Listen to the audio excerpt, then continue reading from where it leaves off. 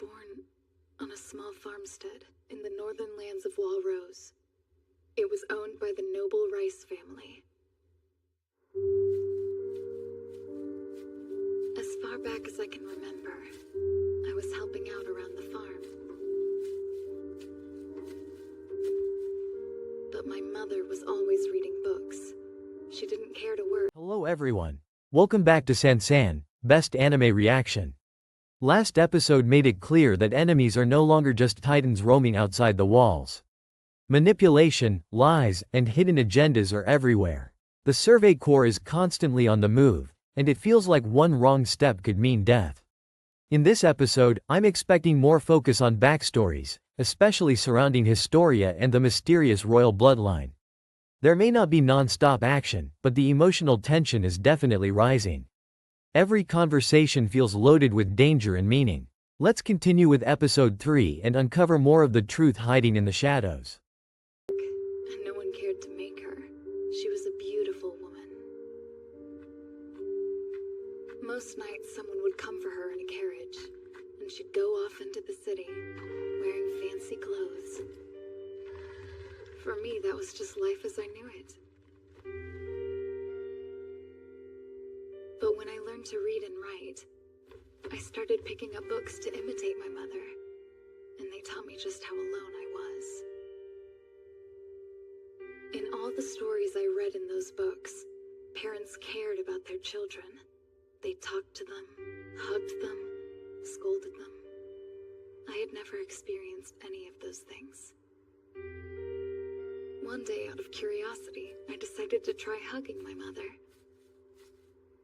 I guess I just wanted to see what kind of face she'd make.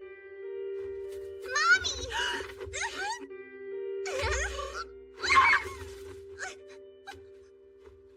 She ended up shoving me away from her.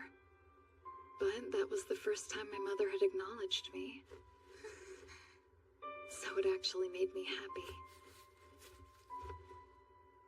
If only I wasn't such a coward, I could have killed it. Those were the first words my mother ever said to me. She went to live somewhere else after that.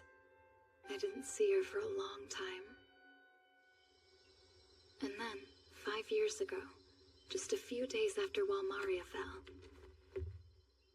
I finally met my father. Historia, my name's Rod Rice. I wish that we could have met sooner. You see, I'm your father. That man, he was the lord of the land I'd grown up on. Attack on Titan Season 3 Episode 3 is the kind of episode that doesn't punch you in the face with action, but instead calmly sits you down, pours you a cup of existential dread, and asks, so, what if everything you believed was a lie? If the previous episodes were about running, hiding, and barely surviving, this one is about stopping, looking inward, and realizing that the real battlefield might actually be inside people's hearts rather than outside the walls. The episode opens with a strange sense of quiet. Not the peaceful kind of quiet, but the unsettling kind that feels like the calm before a storm you don't even fully understand yet. Levi and the remaining members of the Survey Corps are hiding out at a remote farm, a place that once belonged to Historia. On the surface, it seems like just another temporary hideout, but this location is far more important than it initially appears. This farm isn't just a place to lie low, it's a doorway into the past, into secrets that have been buried deeper than any Titan-infested basement. Historia's return to her childhood home is not framed as a nostalgic moment. There's no warmth, no comforting memories flooding back. Instead, the atmosphere feels cold and distant, like the house itself remembers pain. This is where we begin to understand that Historia's life has always been shaped by rejection, silence, and being told, explicitly or implicitly, that she should never have existed. And now, ironically, this same place is where she's told that her existence might be the most important of all. Meanwhile, Eren is going through what can only be described as a full-blown identity crisis. This is not the screaming, rage-fueled Eren we met in Season 1. This is a quieter, heavier version of him, one who is starting to realize that being special doesn't feel empowering at all. Everyone keeps telling him that he's humanity's hope, the key to freedom, the weapon that will save the world. But nobody ever asks him how that feels, or whether he even wants that responsibility. Then comes Rod Reese, and with him, the tone of the episode shifts completely. Rod doesn't burst onto the scene like a typical villain. Mother I hadn't seen in years looked terribly frightened.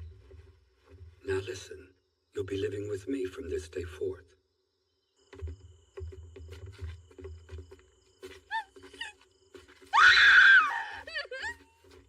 You know what this is, Lord Rice. The fall of Walmaria's got you acting a bit reckless. I suppose you thought you'd get your pretty little secrets to safer ground, huh? Let Mom go! No! I'm not that girl's mother! I've never even met her! Do whatever you want with her, but let me go! Oh, you have anything to say about that, Lord Rice? Maybe it's just a coincidence the three of you are out here at the same time.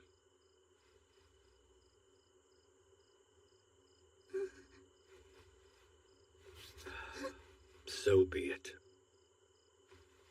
That's correct. These two have nothing to do with me. I thought that might be the case. What are you? You were never employed at this estate, and nobody here has ever heard your name. Sounds to me like you don't exist. No way! Master, please! That isn't true! You have to tell them! What are they doing?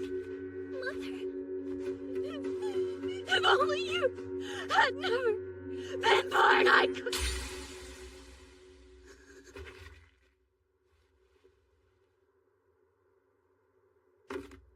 Those were the last words my mother ever said. No, wait. Moments before I was killed myself, my father proposed an idea. That if I were sent somewhere far away to live out a quiet life, perhaps they could spare me. Your new name will be Krista Lenz.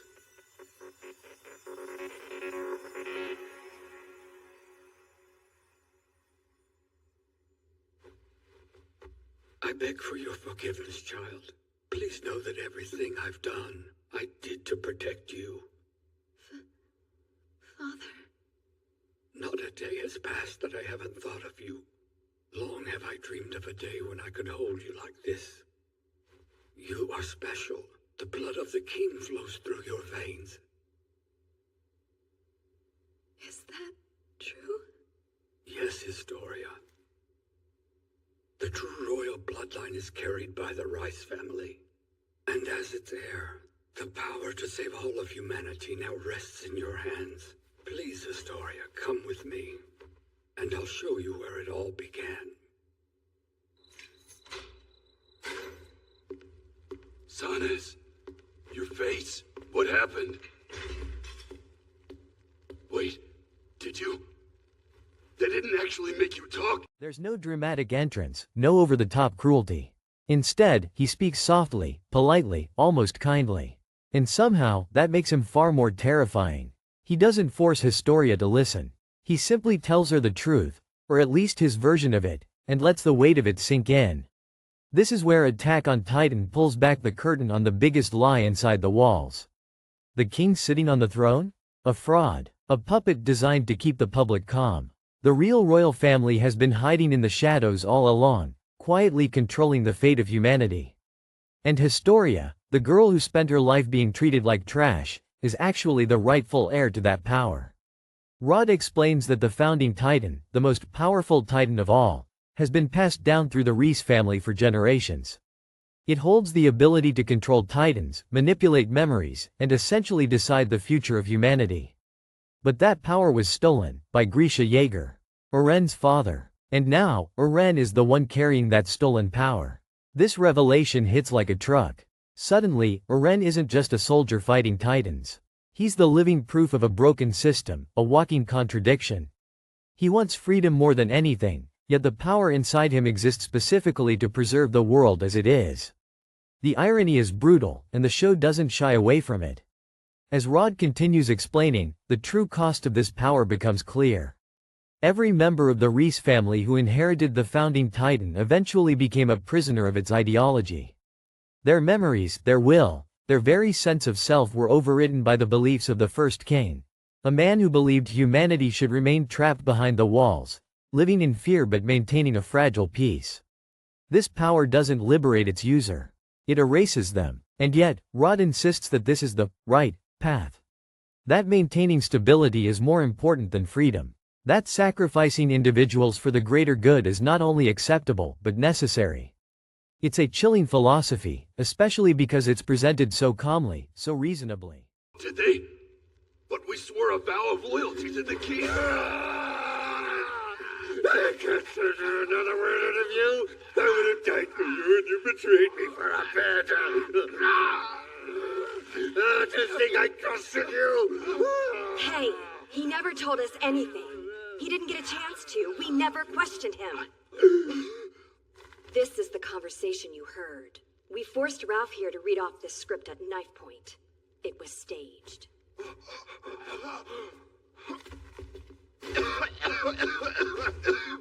Then, it was me. I'm the one who betrayed the king's secret.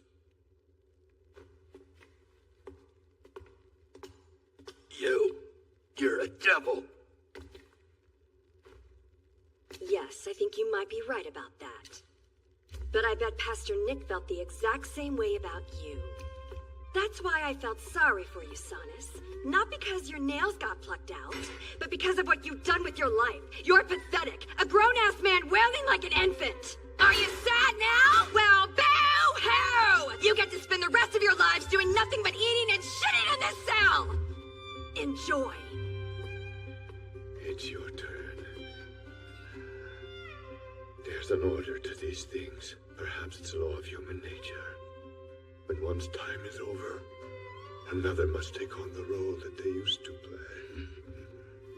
And thus the world can never be cleansed of it. Best of luck, Angie. Section Commander?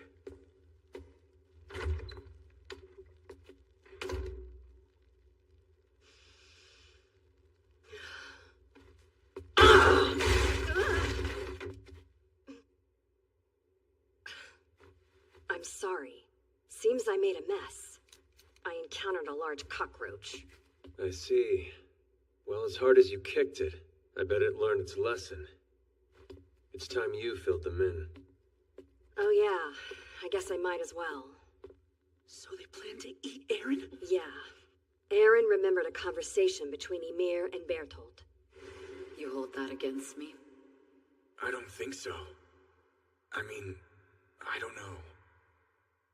Suppose I have to believe you didn't want to eat anyone. Based on this, we can speculate. Ymir used to be a mindless titan just like the others. Until she consumed someone. Someone from Bertolt and Reina's group. We've never seen a titan turn back into a human by eating one before. That said, Reina's comrades aren't normal humans. And there's a different set of rules for humans that can turn into titans. My thought is this. If a titan eats someone with that power, then it'll transform back into a human. What's more, they'll obtain... There's no screaming about domination or conquest, just a quiet insistence that suffering is preferable to chaos. Eren, hearing all of this, completely falls apart. For the first time, he doesn't resist being captured. He doesn't fight back. Instead, he internalizes everything Rod says and turns it inward. He begins to believe that he shouldn't exist. That his father stole something sacred. That his very life is a mistake that needs to be corrected.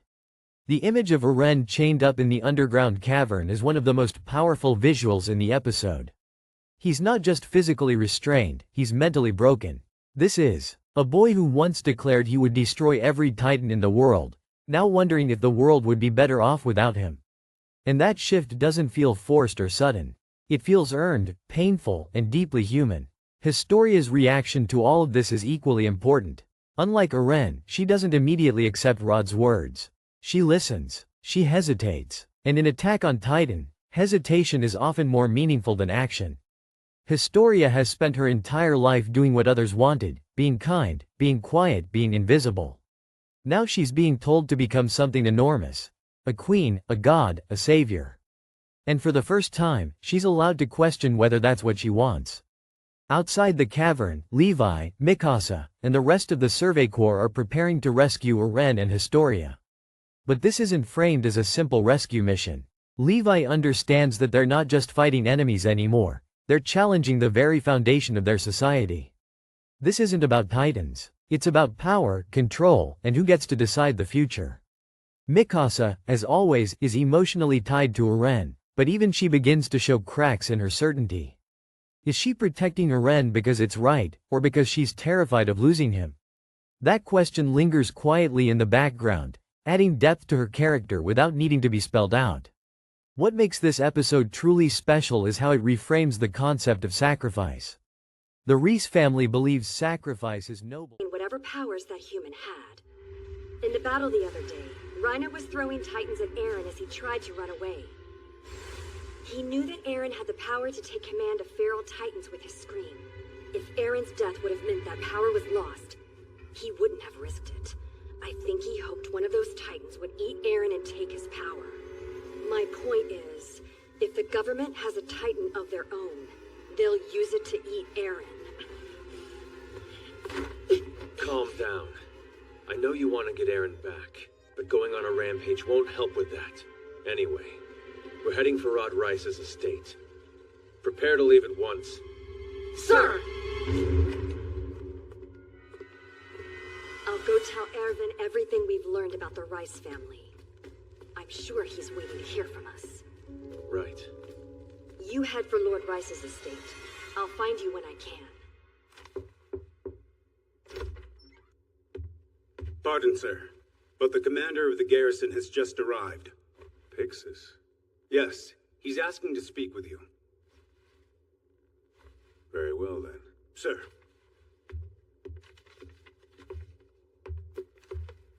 Forgive me for dropping in unannounced. But I just couldn't stand still, you see. I finished reading your letter, and I have a few thoughts of my own. But first I have to ask, you are serious, right? Yes. I have a plan to retake Wall Maria and to depose the government.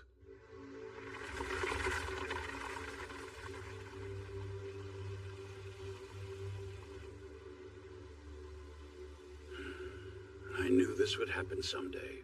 The state could only hold people in this cramped world for so long before they began to lash out. And I knew that when the time came, I would have to point my gun at the king I'm sworn to serve. Should a certain hunch of mine prove to be correct, it may be possible for us to carry out this plan without military force.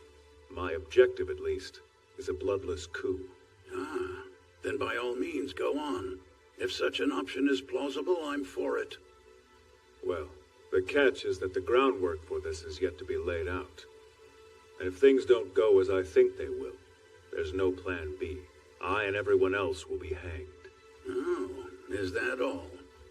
So this is another one of your great gambles, then? Seems I may be a betting man to the end. I expect the news to come shortly. If you care to wait, I'd like you to hear a story from my childhood.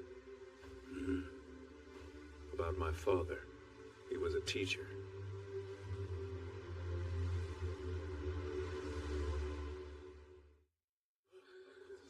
When it preserves order. Eren believes sacrifice is necessary to achieve freedom. Historia is caught between these two ideologies, and the episode makes it clear that neither path is clean or painless. There are no easy answers here. The show doesn't tell you who's right. Instead, it invites you to sit with the discomfort, to question whether peace built on ignorance is worth the cost, to wonder whether freedom inevitably leads to destruction. These are big, uncomfortable ideas, and Attack on Titan doesn't dilute them. By the time the episode ends, nothing has exploded. No Titans have fallen. No grand victories have been achieved. And yet, everything feels different. The story has shifted gears. What once seemed like a simple fight for survival has become a philosophical battle over truth, freedom, and identity. Season 3 Episode 3 is the moment where Attack on Titan fully commits to being more than just an action anime. It becomes a story about systems, about inherited guilt, about how the past suffocates the present. It asks whether breaking the cycle is worth the pain it causes, and whether humanity is even ready for that kind of freedom. And as the screen fades to black, one thing becomes painfully clear. The walls were never the real prison. The real chains are the ideas people refuse to let go of. One detail in this episode that deserves extra attention is Eren's complete emotional collapse in the underground cavern, because this moment quietly rewrites who Eren Yeager is as a protagonist. Up until now, Eren's defining trait has always been his rage. When something was wrong, he screamed at it. When he felt trapped, he fought harder. Anger was his fuel, and it pushed him forward no matter how broken the world became. But in this episode, that fuel runs out. As Rod Reese explains the history of the founding Titan and the role of the royal family, Eren doesn't react with denial or defiance. Instead, something far more dangerous happens. He believes it. Every word sinks in, and instead of turning that information outward as hatred toward the system, he turns it inward as self-blame. This is the first time we see. Damn, too bad. Section Commander, that was... I saw it. Keep moving. Commander, it's done. I thought as much. Looks like my gamble might pay off, Commander. Might. One of the first Interior Squad just confessed. The current king is a pretender to the throne. Rice is the true royal family. Are you sure? I've deployed my scouts. They're working to retrieve Eren and Historia. Once they're secured, we'll declare that Historia Rice is of royal blood, and crown her as this country's queen. Knowing this is true, the Urset's king will have no choice but to give up the throne. Assuming that he does, we'll have staged a bloodless coup. Then we'll go to the people and expose the system that claimed to protect them for all its lies. I'm convinced you can count on my support. That said, we could be in the wrong. The final decision is out of our hands. You do understand that, don't you? I do, yes.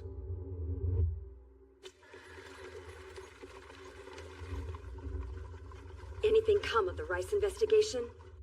I found out as much as I could. Not much to speak of, just one curious incident. Huh. Commander Erwin, the Interior Squad's put out a warrant for you. They're making a scene in the middle of the city, sir, saying you had someone murdered. What? It would appear that the enemy has been making plans of their own. Anji, leave town at once. Huh? What are you planning to do? I need to be the face of the Scout Regiment. I trust you to act at your own discretion. Also, I've chosen the Scouts' next leader, and it's you, Zoe Hanji. The Scouts are in your hands.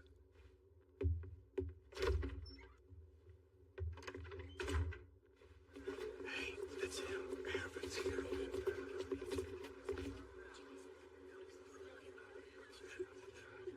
I take it you know who this is, right, Erwin? That's Mr. Demo Reeves. He was the head of the Reeves Company.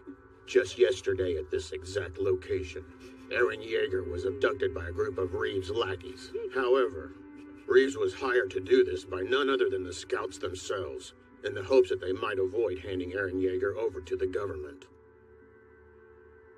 And then, when Reeves had outlived his usefulness, they killed him to stop him from talking. The murderer is still at large. We presume they have Yeager. What a convenient story that would be. I can see Eren genuinely convinced that the problem isn't the world, it's him. The idea that Grisha Yeager stole the founding Titan hits Eren like a moral landslide. Suddenly, Eren reframes his entire existence as stolen property. His power, his role, even his right to live all feel illegitimate. In his mind, he's no longer humanity's hope. He's a mistake that needs to be erased. And the scariest part is how calm he becomes once he reaches that conclusion. This isn't emotional screaming Eren. This is quiet resignation Eren, which is infinitely more unsettling. When Eren begs Historia to eat him and take the founding Titan, the moment isn't framed as heroic self-sacrifice. It's framed as self-punishment. Eren isn't saying, I want to save humanity. He's saying, I deserve to disappear. That distinction matters a lot. True heroism comes from choosing to give something up, but Eren's mindset here is closer to surrender than choice. He doesn't believe his life has value anymore. This scene also forces the audience to confront an uncomfortable truth. Eren has always been told that his worth is tied to his usefulness. From the moment he discovered his Titan powers, people stopped asking who Eren Yeager was and started asking what he could do. Every compliment came with a condition. Every moment of trust depended on his ability to transform. So when Rod implies that Eren's power rightfully belongs to someone else, Eren doesn't fight back, because deep down, he's never believed he was valuable without it. The chains binding Eren in the cavern are symbolic on multiple levels. Physically, they restrain his Titan powers. Emotionally, they represent guilt. Philosophically, they reflect the ideology of the Rhys family. That power exists to preserve order, not to seek freedom. Eren, who has always defined himself by his hatred of cages, is now mentally accepting one. And that is the true tragedy of this moment. What makes this even more powerful is Historia's presence. She watches Eren crumble under the weight of inherited sin, and for the first time, she sees a reflection of herself. What you scoundrels are doing. You're trying to monopolize Yeager's Titan power and keep it all for yourselves. That type of action violates Clause 6 of the Charter of Humanity. I trust that you're familiar with that law? One must never prioritize their own gain over humanity's survival. Am I correct? That you are. And because the Scout Regiment is in violation of this law, all Scouts must be arrested.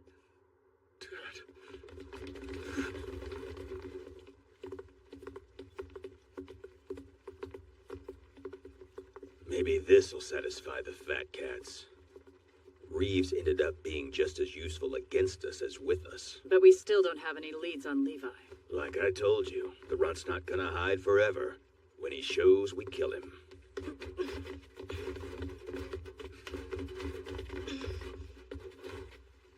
What do you think we should do? Give me a moment. What?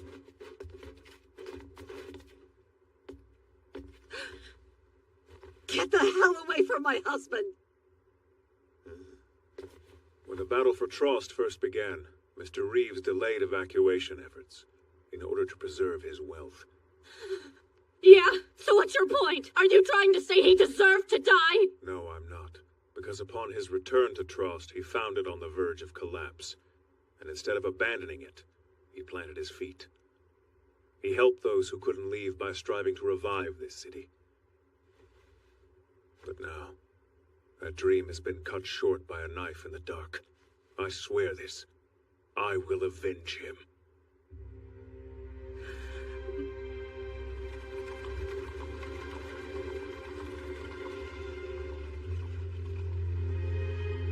My father, he was a teacher.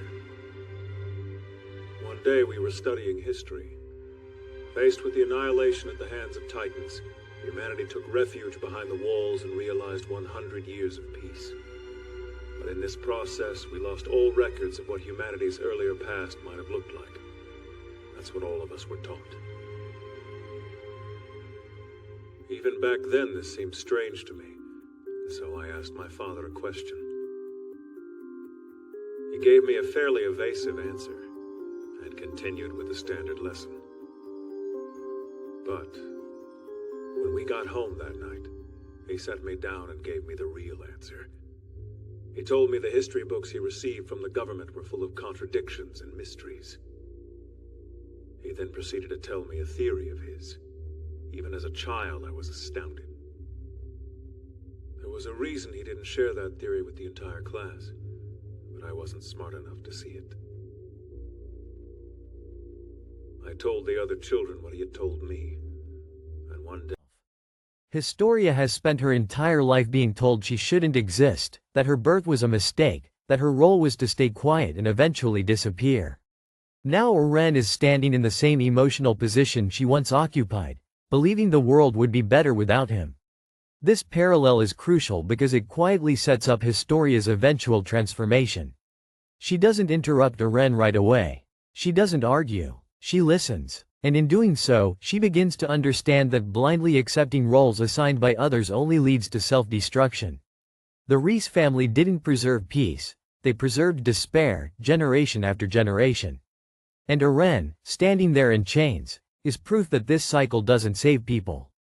It breaks them. From a broader thematic perspective, this moment challenges the idea of necessary sacrifice.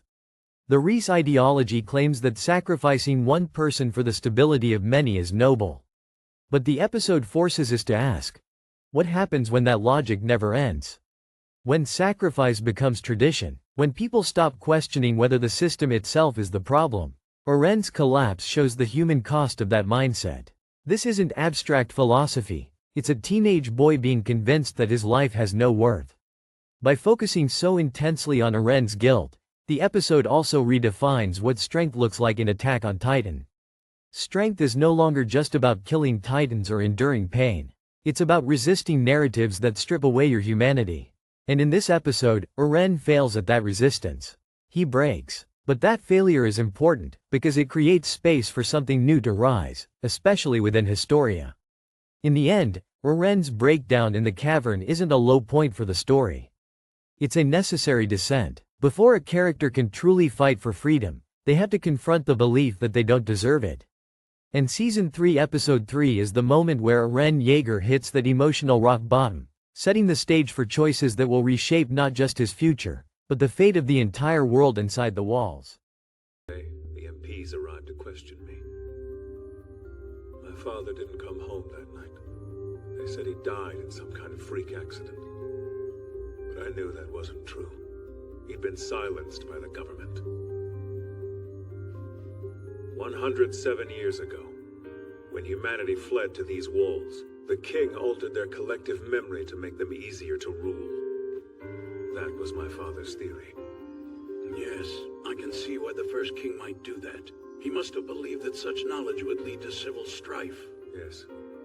But ever since I was a child, I've asked myself, why would the government have to kill my father for nothing more than getting close to the truth? Despite the cruelty of it, I'd hoped their motives at least might have been noble. But more recently, I've realized something about these men. What they're fighting to protect is not humanity, but their own gardens, houses, and lands. Which means all they care about is suppressing those who dare to question their authority in any way. I no longer believe that there was any justification for my father's death. He was killed by human greed, and by the sheer stupidity of his own son.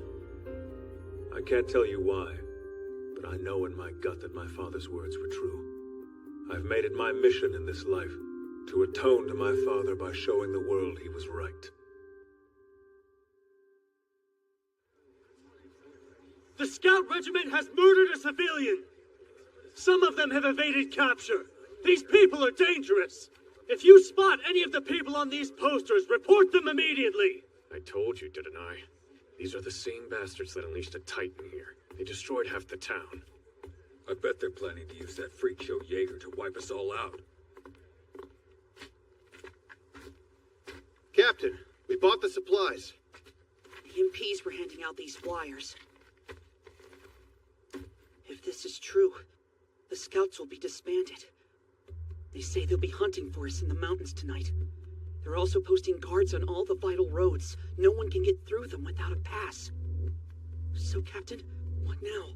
We need to hurry and find Eren. He'll be fine. They're taking him on a wagon. That gives us one day before they reach Rice's estate. And we need every second we can get to come up with a plan. Captain, I hear footsteps. Sounds like they're approaching.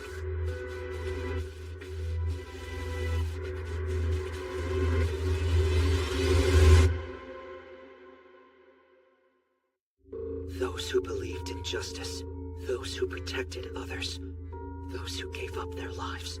The courage they showed in our memory is the same courage we use to fight. Next episode, Trust.